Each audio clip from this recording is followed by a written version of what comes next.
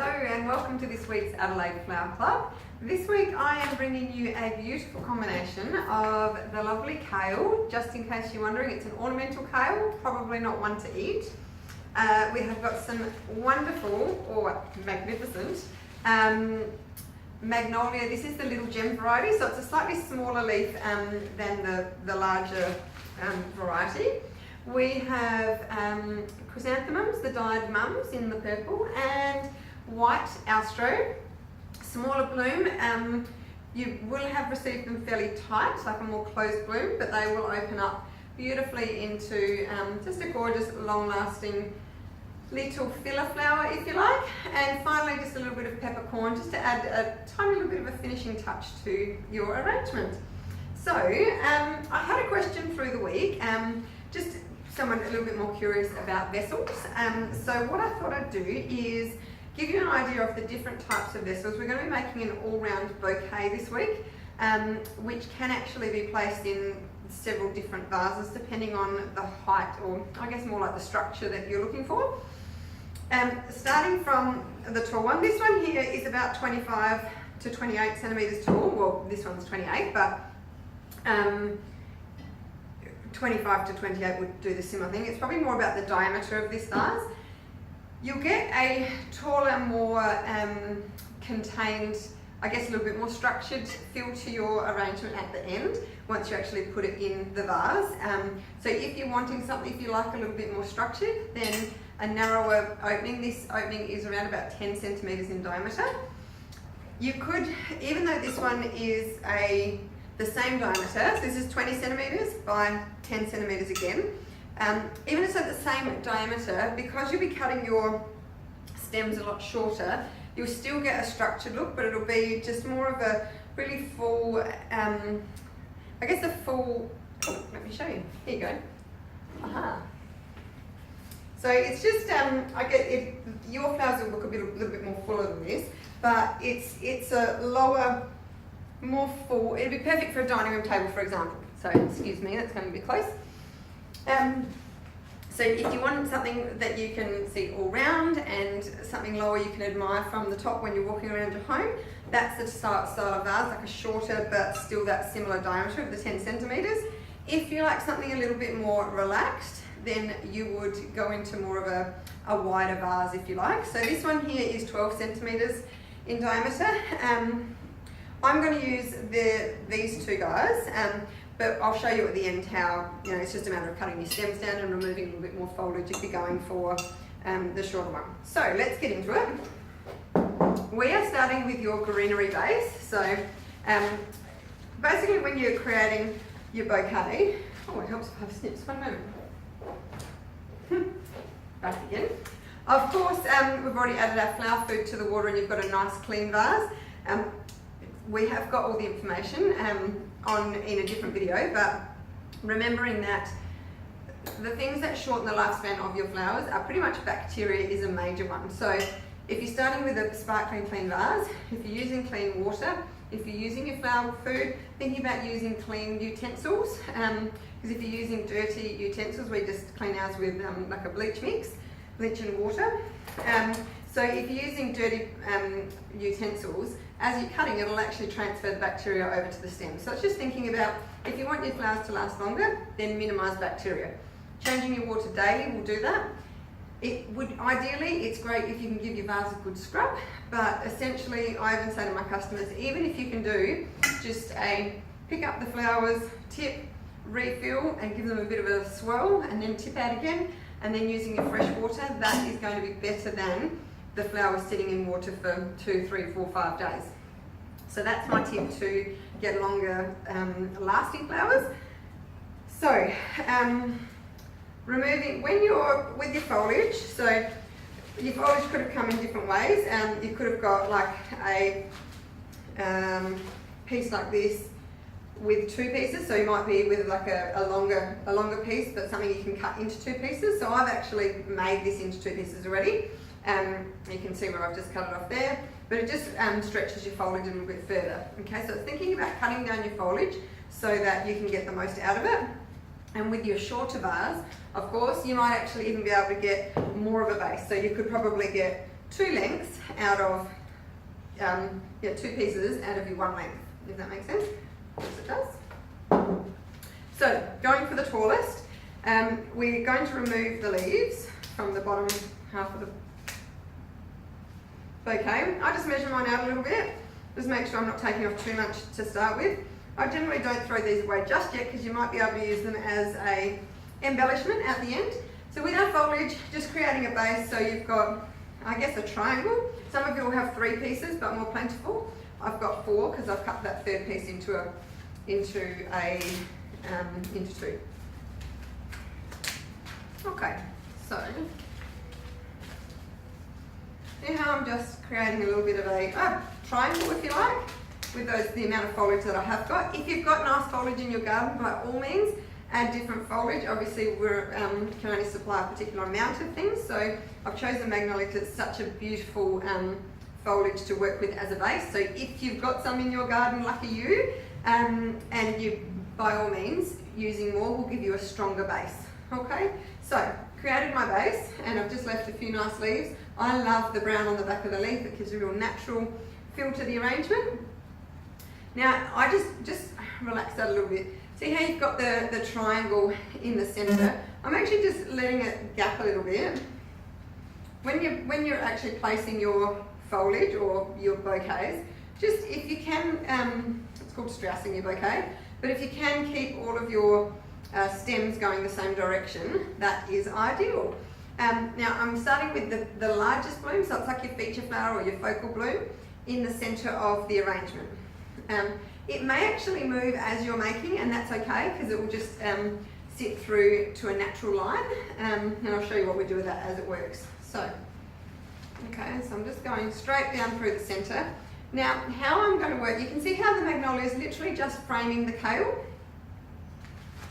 You can either choose to lift that up a little bit, okay, or keep it down. I like to see the blooms. The magnolia is beautiful in this one, but I do like to see the blooms quite a bit, and the kale are gorgeous at the moment. So, and then we're literally just going to place the next largest bloom. So, the mums.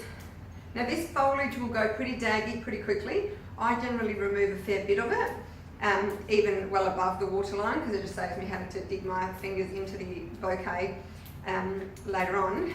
But it's up to you. If you like the look of it, by all means leave it on to start with, but just be aware that it will probably start going a bit daggy pretty quickly. So we're literally crossing over. I'm right-handed, so I'm working all the same direction. Okay, so we've got one.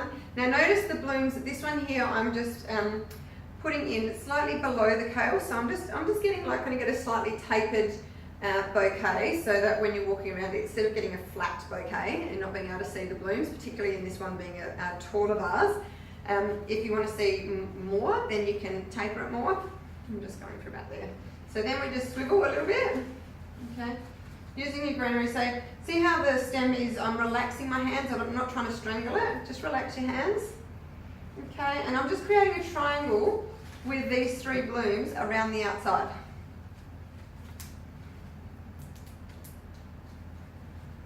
I'll leave some of that foliage on so you can get a bit of a feel as to how it's going to look with some of the foliage still on. It doesn't have to be exactly the same height, you can have them slightly different heights, just to create a little bit of an element of I guess texture, if you like. I'll pull it back up a little bit more. Okay, so we've got your largest bloom being the kale, added our mums as a second feature, focal point. And I am finally adding the Alstroemeria as a bloom. So I want mine to kind of tuck in. You can either tuck it in, kind of just shuffling its way in, or you can feed it through the leaves. Okay. Again, I'm not strangling your bouquet, like have it nice and relaxed. And just find a place where they sit nicely. Okay, so I'm just literally creating another triangle and placing between. And just weaving. If you don't want to see the magnolia as much, or you want to see more green, you could actually pull the leaves down and weave the Alstroe amongst. You'll see how you see more green. Whereas if you want to see more brown, you can actually make the Alstroe feature on the outside. So up to you on that. I'd love to see what they look like at the end. Okay, and the third one, again, making sure you've removed any foliage. Your alstroemeria foliage will go down, go pretty daggy pretty quickly, so definitely remove all of that off. I like to supply the flowers exactly as we receive them. So you will have received quite a bit of daggy foliage on the outside of the alstroemeria. It's so that you get to actually experience and see how it comes in.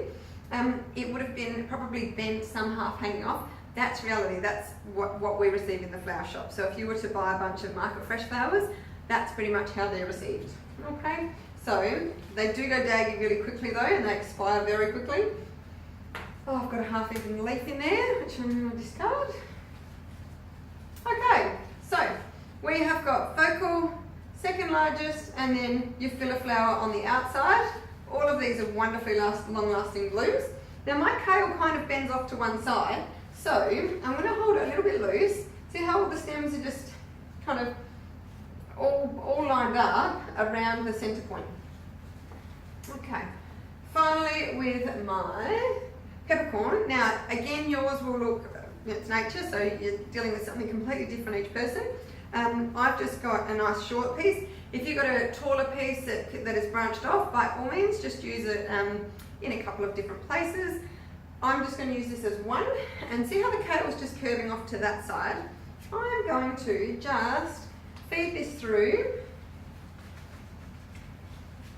being really gentle. What you can do is just tip your bouquet up a little bit so your peppercorn doesn't get, like, so that you want a bit of a flowy feel.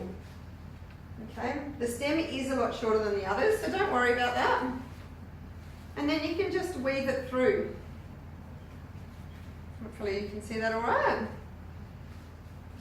So it's just adding an extra element to the bouquet. All right, I'm just going to have a quick look in the mirror on mine. Yep, and I'm happy. So next step is we're going to cut all of the stems together now that I've got the placement where I'd like it to be. We'll just move this off to the side. Alright, so the bouquet's just going to sit, you want the neck of the bouquet, if you like, just on the neck of the vase. So some of these might not need much cut off. Good 45-degree angle.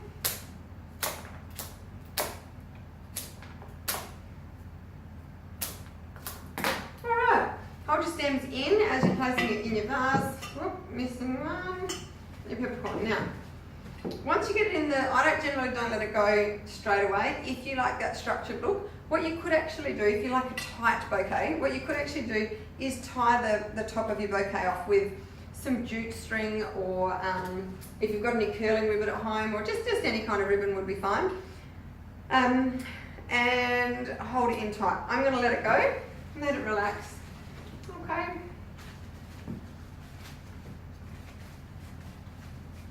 And all I'm doing is, don't worry about if a couple of petals fall off. Just giving a little bit of a hot shoe shuffle. I feel like my astro is getting a little bit strangled there, so I'm just trying to shuffle it so that it can sit a little bit more relaxed. There we go. Okay. That one's sitting nicely. Okay, so see how from a mental note, this peppercorn is not in the water, so if you have got any shorter stems, just make sure you fill your vase up more. Please remember to change your water daily, even when you fill your vase right up, because even though they might not drink it down, it's about reducing the bacteria. So I'll leave that one with you. Get rid of that. Now, I'm just going to show you going to this vase. Voila, that is arrangement one. Let's head over. Now you can either leave it tall. What's going to happen straight away is, of course, it's because it's a wider vase and shorter. It's only a couple of centimetres, but because it is shorter, you just want it will kind of, you get a far more relaxed bouquet. So letting it go, to see how it's going to, very relaxed. You can just move it about. You may need a little bit more foliage. If you don't have any in the garden, then you might be happy with that. And as you get shorter and wider, of course, it's just going to fall further and further out. So I would love to see what you create. I might actually just show you it in the shorter vase, just so you can kind of get a grasp on all three. And I'd love to hear your feedback, see which one you prefer. Again, just still your foliage at the neck of your vase. I want to do that quick, but you're better off on a 45-degree angle. Just means that you've got more surface area for the stems to uptake your water and your flower food, your nutrients. Okay, so that one is still fairly relaxed. If you want it tighter, just keep cutting it down. Okay, cutting. Just do that quickly. And so now I'll need to remove a little bit more. Similar kind of vibe. So see how as you cut shorter, you've got the same arrangement, but just a tighter. So that would be beautiful for the centre of your table if you're having a dinner party. If you've got a lower vase, again, even 15 centimetres, that would probably be almost perfect. Like this one's 20, so to make it about 30 centimetres in height. You just don't want it to be, obstructive across the table. So you want to be able to see the people that you're having dinner with. So if you, that's your entertaining, you can actually create this as a one-sided arrangement as well, but I will let you have a play. Absolutely enjoy it. These flowers should last you a good 7 to 10 days at least, and if you are looking after them like gold, you've got your instructions on how to make your flower food if you run out of your flower food sachets. And yeah, you might even get 2.5 weeks out of the blooms. So thank you for joining me. I hope that that gave you a little bit more information on your vessels and the size blooms, and a little bit more tuition. And please join us on the Facebook group and just share your photos, or on Instagram would be cool too. Probably more on Instagram at the moment, but thank you and have fun. Enjoy.